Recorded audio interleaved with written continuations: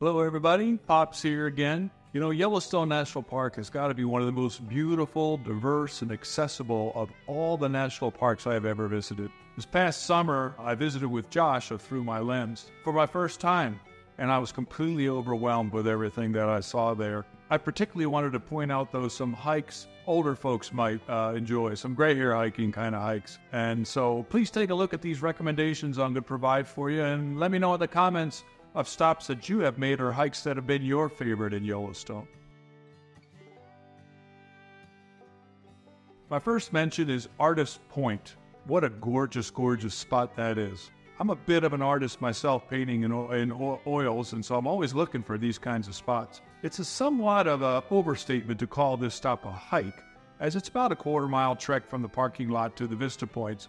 But Artist Point is simply amazing. It would be a highlight were it in any of the national parks I have visited, but its uniqueness to Yellowstone Grand Canyon makes it particularly special. I just had to spend the time there and take it all in. It's just so gorgeous.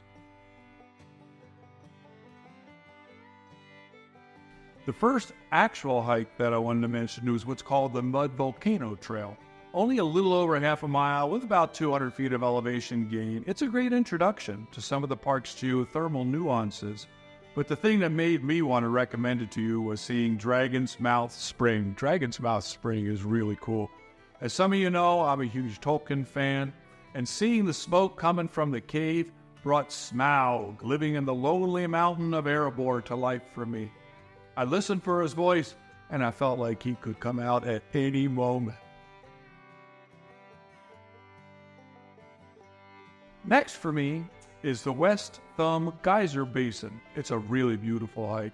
Taken together, it's actually 2 loops with a total about a 3/4 mile trail and very limited elevation change. You hike through a geothermal area next to Yellowstone Lake. Yellowstone Lake covers 136 square miles, making it the largest lake in North America that's above 7,000 feet. The juxtaposition of the geothermal and the lake, the two of those together, is just stunning.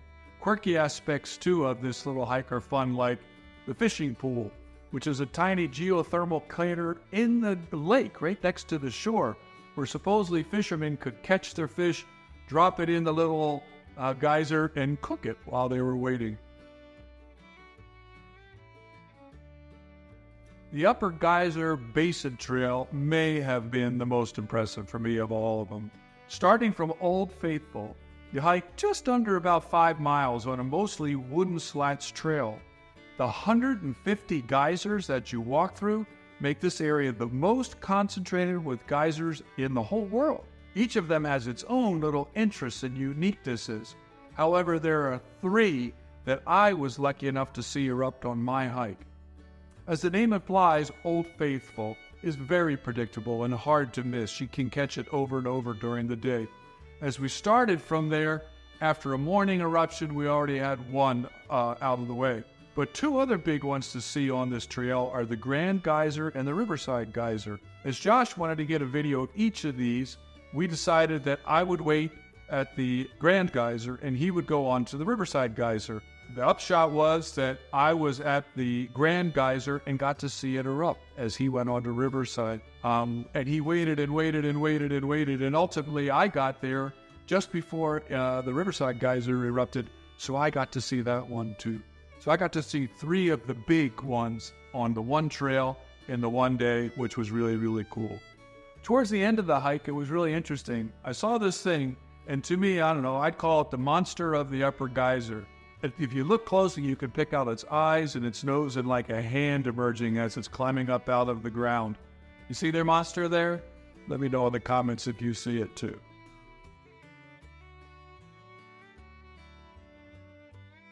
The scientist in you will make you really, really interested in the Falon Pot Trail. Of only about a half a mile, that is the trail that allows you to see all 4 types of geothermal features, and those being hot springs, mud pots, geysers, and fumaroles. And now don't ask me to tell you the difference.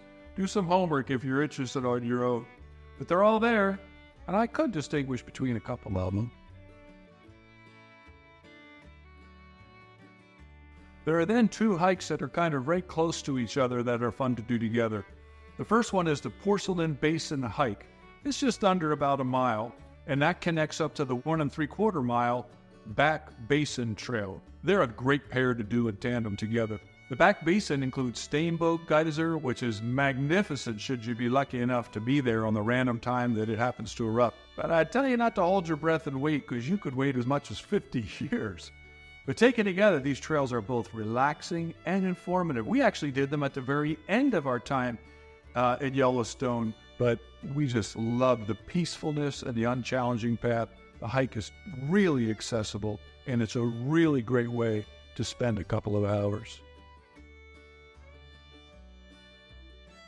The last brief hike that I want to mention is the hike that takes you up above the Grand Prismatic, over on that Grand Prismatic Overlook.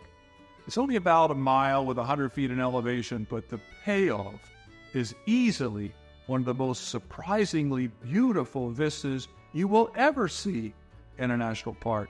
Yeah, you'll likely want to go down and walk the boardwalk and see the Grand Prismatic up close, but the best vista by far has to be from up above.